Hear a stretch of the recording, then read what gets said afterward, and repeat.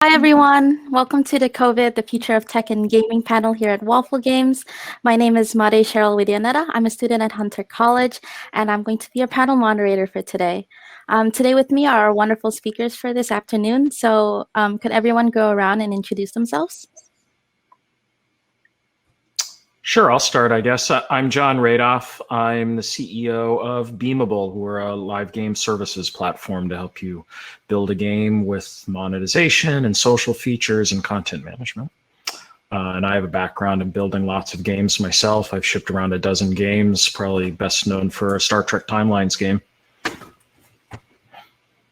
Cool. Hi, everyone. So excited to be here.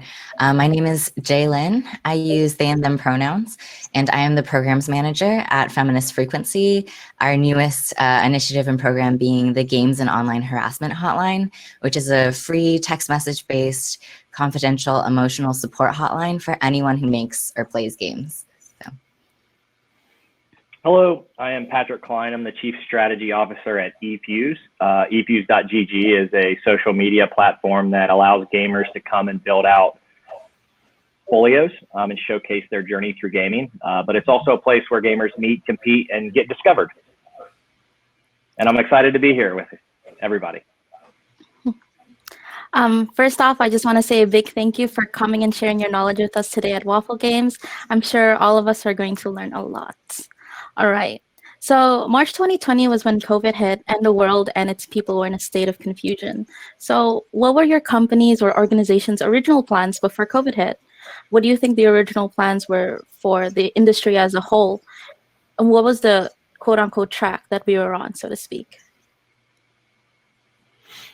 Well, I mean, I think the game industry was doing well at the time. Games have been growing year over year for quite some time, particularly in categories like mobile. So it was already doing well. Generally speaking, I don't think anyone saw it coming.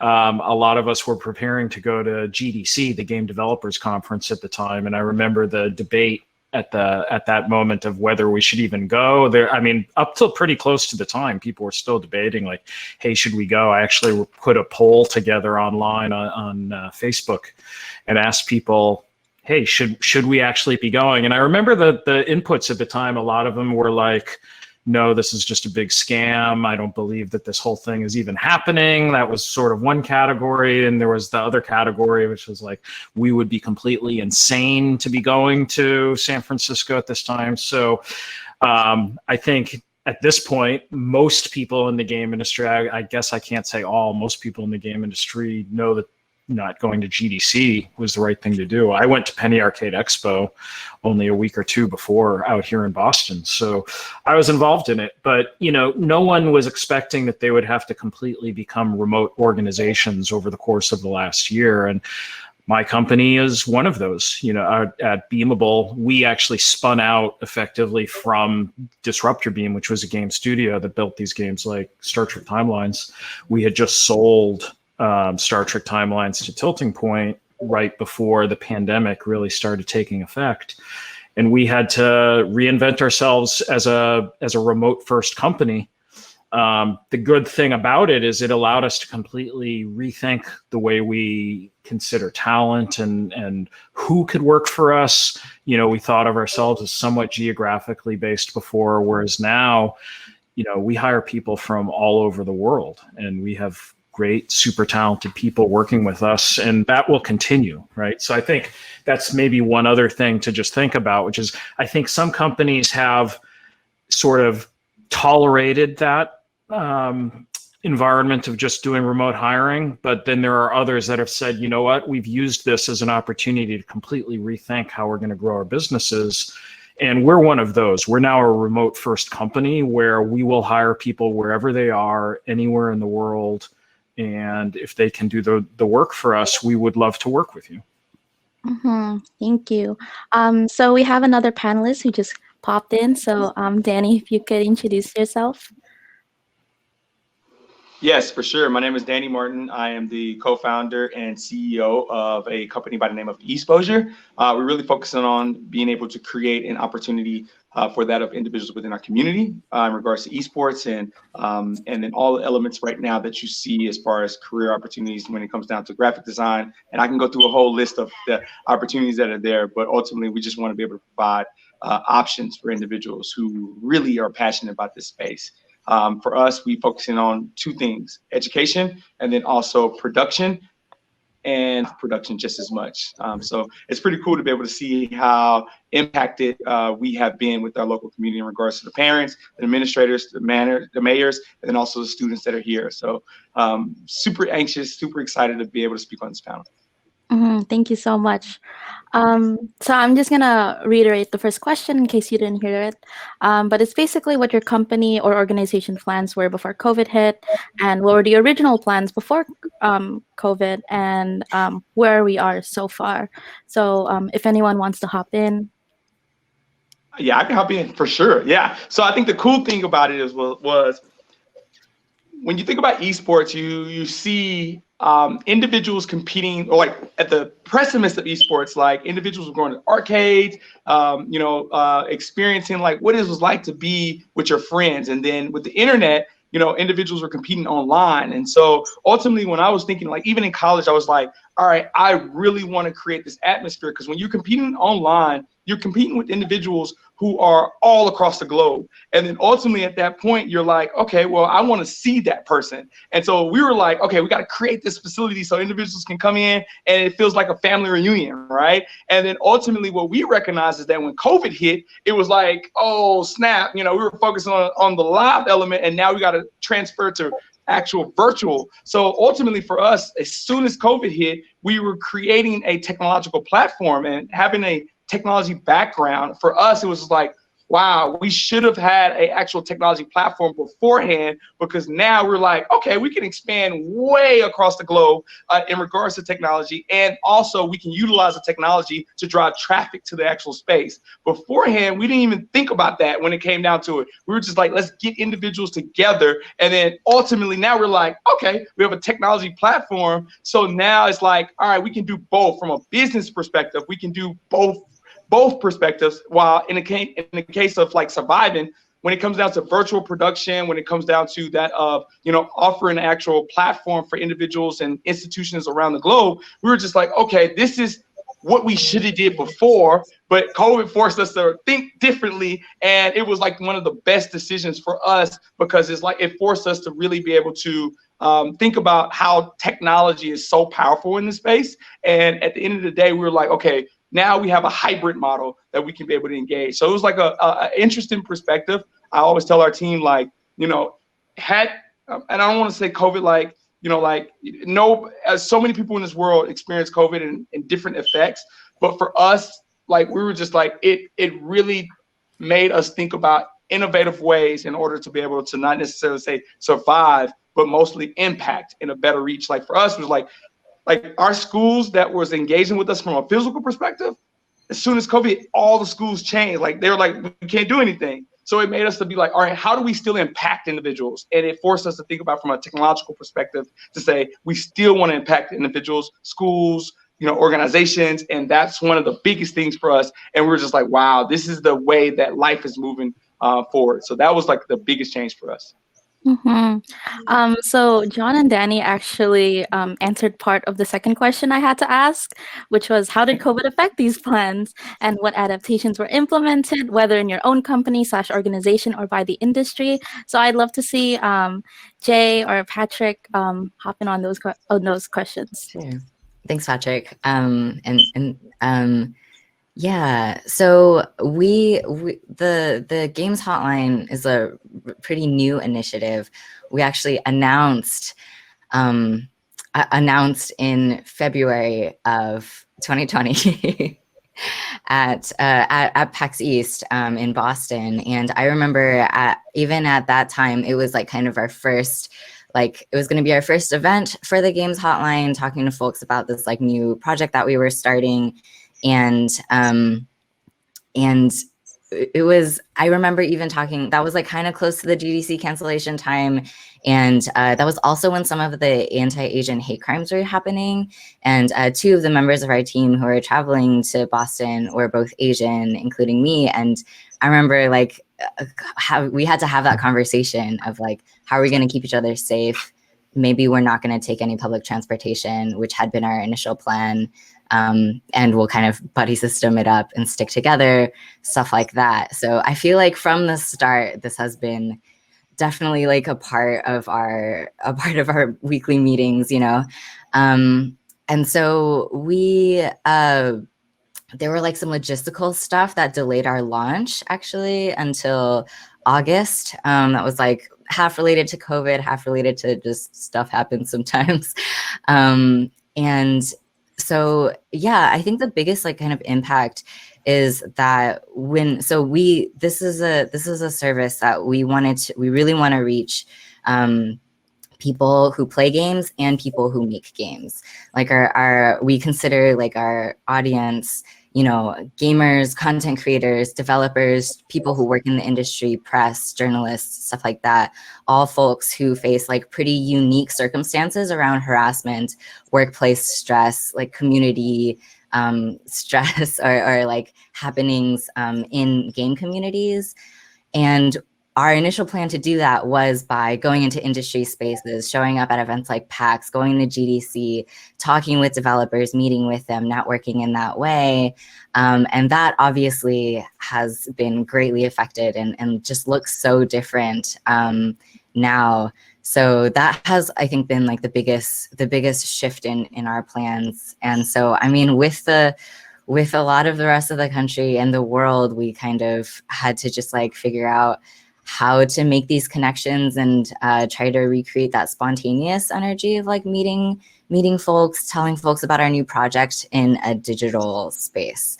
So that's been really oh no. That's just been interesting and something that I think we're all kind of constantly like innovating and learning and like navigating our own like energies around. I think about our work, the work itself that we do in serving folks who are reaching out for emotional support. We were kind of like the idea for this project and the impetus for it came out of the first kind of big wave of Me Too in games that happened in 2019. And so we had kind of been expecting to like really center, you know, our services around like Me Too related harassment, both in the industry and in communities, and other like just, you know, online harassment is not new for the games industry, but it felt like this was a moment that folks were really ready to talk about it. And I don't know, have that conversation in a more open way. And that definitely is still very present. COVID didn't make that go away, but it definitely like COVID definitely brought up a lot more like different things that folks were struggling with. And so we've gotten folks coming to the hotline for emotional support around stresses with the pandemic or pandemic related things like, you know, losing team members at work and having a greater workload on top of a already like incredibly pressure heavy environment, or other like political things that have happened over the past year have also like really impacted the types of conversations we're having on the hotline. And so, yeah, it's been really interesting to see, but at the same time, it's been hard to adapt, but at the same time, we also feel really kind of, we feel like there is also something to like the timing of our launch during the pandemic, during this time when folks are really needing this like remote text-based emotional support. And we're really glad that we could be there in that way for the games community and industry. Mm-hmm. So Patrick, do you want to say anything short about that before we move on to the next question? You know what? They did such a great job. The one thing that I will add is more of a business side component, similar to what John said about, you know, deciding to go remote and hiring talent. One of the things that we learned the most during this time, we went from a team of 6 to nearly 30 employees. And so being able to create and maintain, build a culture during COVID as a new startup that is growing so fast, that we were so proud of with what we've been able to impact the industry with. We really had to sit down and think, what does that look like? How can we connect with employees? How can we make sure that, similar to the things that Jay said, was, how can we make sure that if somebody is feeling that way, that they can come forward, or how can we create cohesiveness? So I think that a lot of the things that were mentioned, all of us dealt with in some form or fashion. But the one thing that I think I will look back and remember the most is how did we grow in this time, and how did we really keep a culture, because that's just so important for success of a company, and especially a startup. Mm-hmm. So thank you so much for your answers. So Jay actually talked about a point and a question that I was going to bring up. So although the first wave of the hashtag #MeToo movement in games happened in 2019, the hotline launched during the pandemic. So a lot more things have come to light since 2019. Do you think that our industry would have had this second larger 2020 movement to the same effect if the circumstances were different? That's a good question. I think that's really interesting to think about. But overall, I think even in other industries, we've seen that Me Too typically has come in waves. We definitely had another big wave of it last summer around that time. But I don't think it's going to be the last one. I think there will be more waves in the future. So I guess COVID specific implications, like with a lot of the Black Lives Matter protests and uprisings that also happened actually around that same time, I think there definitely was a different aspect of attention to it that was impacted by the fact that so many people were in lockdown at home. And so I think it definitely impacted the way that it played out. I think attention was a little bit different, and also people are just feeling a little bit more shaken up, and the way that things changed, and also I think a lot of us have a better or different understanding of isolation, and that is such a big impact of sexual harm or gender-based harm, is just the cruel isolation that victims and survivors end up feeling. And so I definitely think there are a few kind of mind space changes that the pandemic kind of imposed on a lot of us that impacted the way that we engage with movements like Me Too and Black Lives Matter. But in terms of whether or not it would have happened at all, I believe that these waves are going to continue happening. We're going to continue seeing folks coming out with stories, old and new. And similarly with Black Lives Matter, it didn't start in 2020. It's had momentum, and it also comes in waves and stuff. And I think and hope that both of these movements will kind of continue with their trajectory. Mm-hmm. Thank you so much.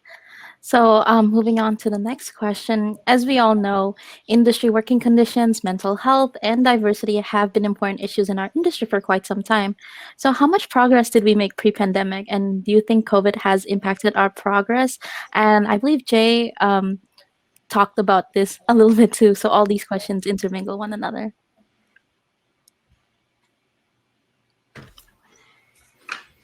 Yeah, I mean, I want to talk about diversity actually, but I'll just briefly comment on the mental health aspect. I think the fact that games have been available to people has been one of the most helpful things through the whole process. So, whether it's people playing Animal Crossing or playing Dungeons and Dragons over Zoom, the fact that we've got this technology available to us at this point in history to engage in these experiences and gain empathy with other people and connect with them, it's really helped a lot. So I know you're asking a question that's more broadly targeted at the industry itself, but we're in the industry and we also use the products that we make. So this has been a huge aspect of it. And I think we'll be remembering for many years that games were one of the saviors that came to the rescue.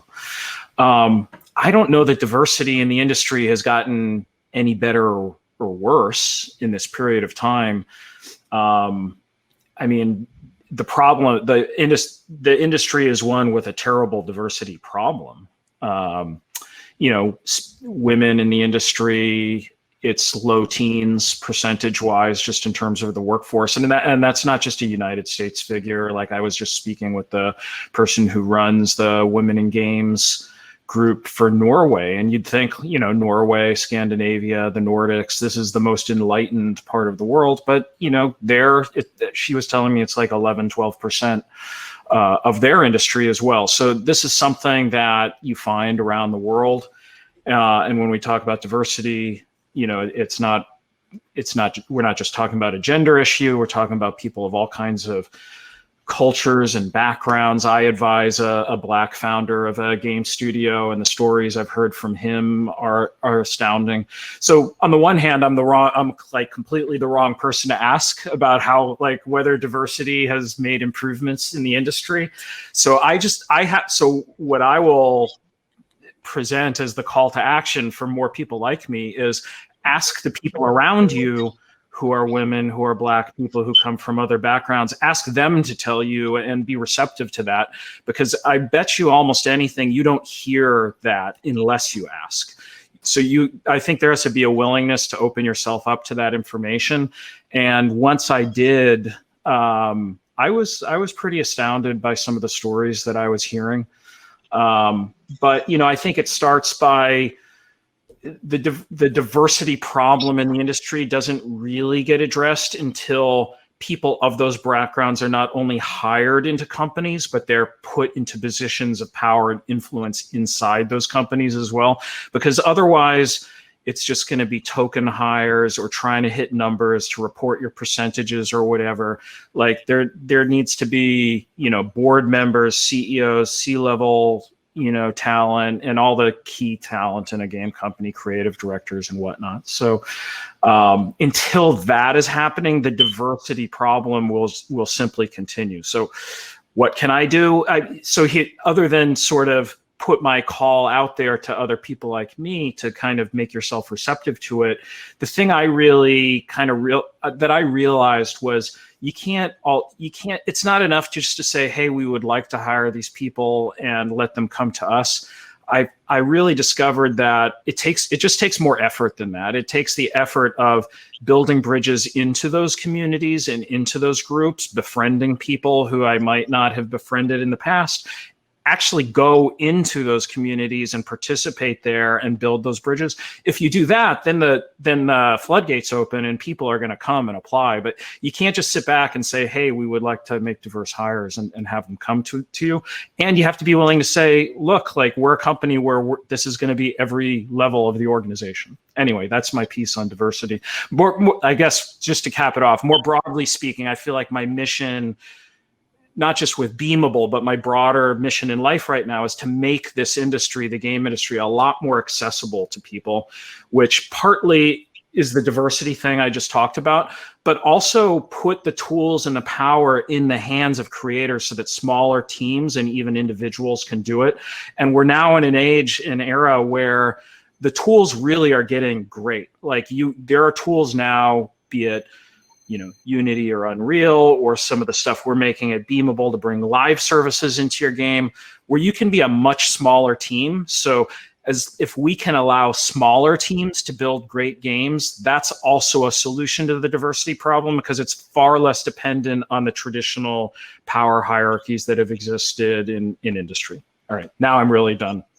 Okay, perfect. And I like to be able to add value. I'm super appreciative, John, in regards to that. And I speak on diversity a lot, and we're living it. Like, literally, when it came down to, you know, building out a 15,300 square foot esports arena in DeSoto, Texas, compared to the esports arenas that are in Texas right now that you hear of, you know, complexities, esports stadium, and also Mavs Gaming. You know, I looked at it as like, those actual arenas are in areas that are accessible to individuals who are affluent. Like it can be, when you think from a business perspective, it's like, okay, I want to actually build in a space where I know people are going to be there and they're going to pay. And one of the things that I seen that a lot of individuals didn't see is that being in downtown before the actual DeSoto location, I seen two aspects. When individuals would come to, this facility in downtown, and downtown is centrally located, I would see the opportunity for influential individuals that are that have the means to make it there. They were like, oh man, I gotta make it there, and because it's a good environment. And then individuals who were coming from less affluent areas, they were like, I made it, because it's a good environment. And one of the things that I was thinking, I was like, okay, all these arenas that are being built, they're not in an area that is that's not making it accessible. And so for us, we were just like, but at the end of the day, the individuals who are competing, there's no matter what you look like, they're still competing, they're still influential, they still are showcasing their passions. And I actually was looking at it from the perspective of like, it's a little bit more passion from individuals who had to work their butts off to get to this space, to showcase their skills. And I was just like, where is that coming from? It's the areas that I grew up in. It's the geographic locations that I've seen that I was just like, I really want to make the most impact. And so ultimately being able to be in a space that's in an area that is quote unquote highly African American, highly individuals of color, it's really utilizing the opportunity to say, I know it's going to be hard, but I really want to impact the individuals who look like me to showcase an innovative environment that they may not have been experienced in beforehand. So talking to individuals about the power of content creating, also talking to individuals about like, what is it like to be a professional gamer? And then also, commentating and music curation. We, in our environment where I grew up, everyone in the industry right now that are focusing on music is so critical. I'm in Atlanta right now where music is a huge hub. And ultimately, I wanted to be able to impact this industry to speak on how music can be intertwined with esports and gaming, right? So everybody who's creating beats and creating lyrics, they can be able to say, I want to be involved in this industry by way of the skill set that they have. And so ultimately, when you think about a diversity perspective, gaming is one of the best ways to be able to engage with so many individuals and so many backgrounds. And I would say that diversity is not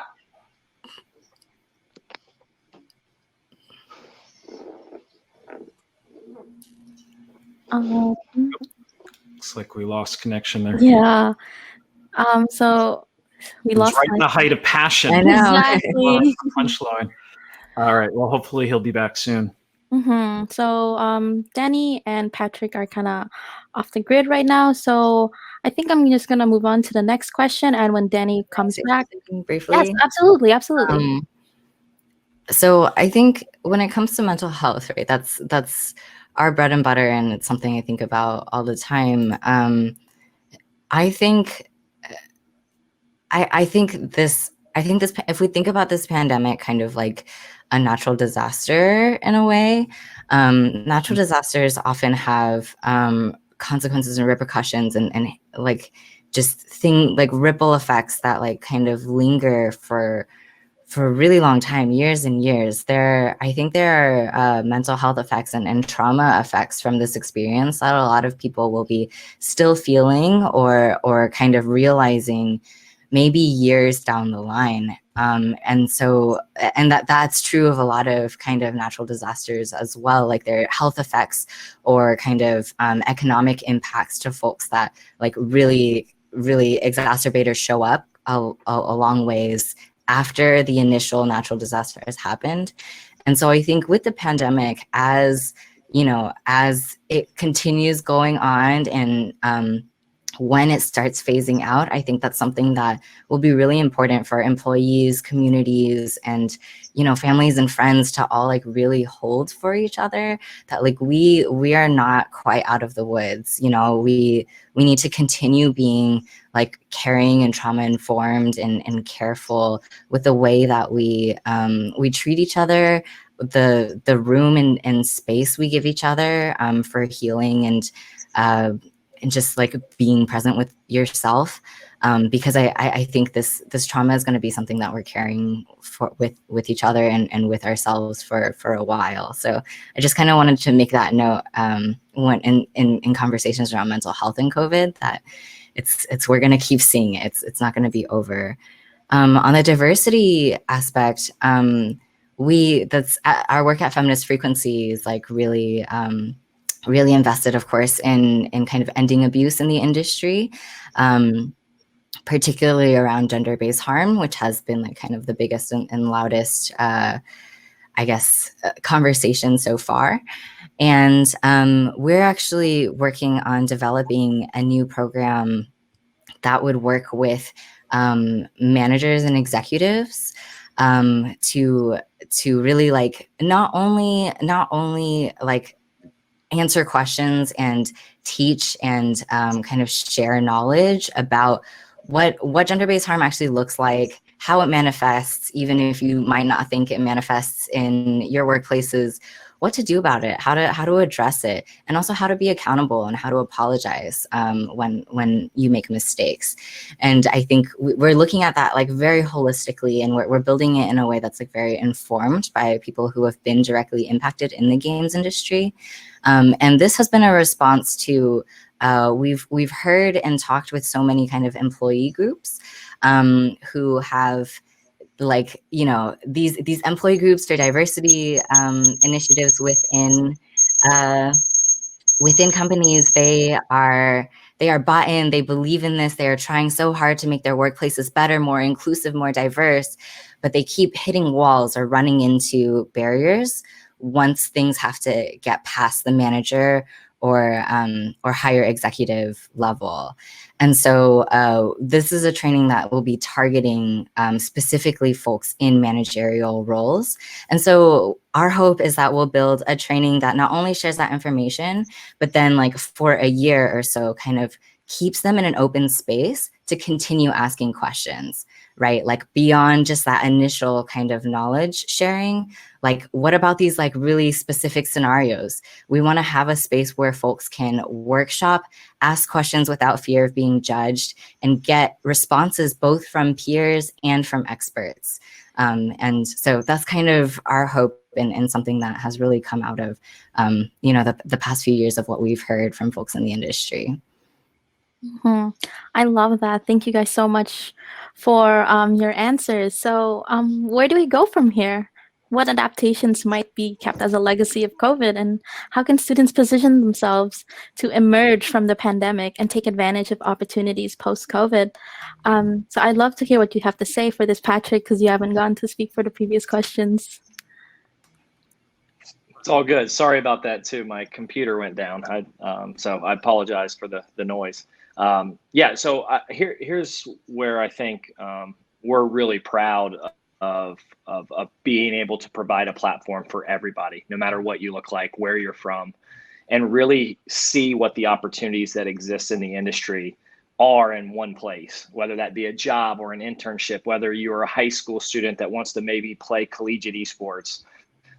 We want to provide a platform, and as what COVID has allowed us to do, as well as in the event space, being able to make sure that especially, you know, women, especially people from low income neighborhoods and backgrounds have opportunities in the gaming space, that they get asked to participate, that they play for the same prize pool levels, that the casters are paid the same at the same rates. You know, all of the things that you want to create opportunity wise, we want to showcase that, you know, in the industry, within the industry, and provide that connectivity. Because as John said, and obviously Danny, his incredible work that he's doing in DeSoto and Texas and all over with education and providing opportunities for students, that is exactly what it will take for the industry to move forward. And I think that one thing COVID has allowed is that connectivity to be able to partner with exposure like we do sometimes, and do events together and work and provide opportunities. So, you know, I do think that it's about a platform. It's always about opportunity. And what are we doing to provide that platform to share the stories and the missions of minority-owned businesses, to share the stories of streamers of all backgrounds, to provide opportunities for HBCUs like Community's doing. That is what it's going to take for us to move to the next step. And that's what we're committed to do with things like For the Gamer Fund, Women of the Arena, and different things like that. So we're really, really proud about that. And we think that it is moving the needle. And we don't really look to see how much it's moving, because that's irrelevant. What we have to do is do it the right way, what we call the elite standard. And then hopefully we can provide the opportunities that can help somebody break through. And that's what really will last a lifetime. So thank you for asking, Cheryl. This actually goes into a question that one of the viewers have. And is the investment in remote interactions here to stay? Will these new protocols improve the ability for people to find and hold jobs in the game industry? I mean, Yeah, for us, it is. I think I think a lot of people have realized that over the last forever, like an awful lot of energy has been thrown into traveling around, having meetings, maintaining office spaces, and there are good reasons for having in-person gatherings, that there's a certain kind of organic connection you can make with people in that setting that isn't really replicated with the current state of online technology. But that said, like, that's a small portion of what needs to happen. More broadly, like, we're just wasting a lot of time. I mean, jumping on airplanes and moving around and getting in our cars. And I mean energy and time. I mean energy sucked from our lives, not just sort of the pure, fuel costs. So I don't think people are just going to return to those habits after the vaccine is in everybody's arm. I think we'll start doing certain things again. I think people miss going to their favorite restaurant. I think people want to go see a sports game. Like, that stuff's going to return. But a lot of the business habits around forcing people to travel around and waste all that time and energy, it's not going to turn back to exactly the way it was. And I think we've also gotten over a lot of the hesitancy around things like using Zoom or video or whatnot. Like, now it's just very second nature. People, that's a meeting now. You can have a meeting in Zoom and you can waste less time. So I don't think we turn back from that. Does anyone else have anything to add on or to say from that? I guess I don't know the answer, but I really hope so. I know that, although the isolation in the pandemic is hard, and I don't want that to carry forward, I want us to feel more connected and be able to share both physical and digital space with each other. But I also know that for a lot of people, particularly folks in the disabled community, like this like expansion of online access has really, really opened doors for a lot of folks, not only folks who are limited to like online, to like less in-person interactions because of, perhaps a disability, but also folks who are limited to travel and time and ability to go to events or go to meetings because of their work or their or money, honestly.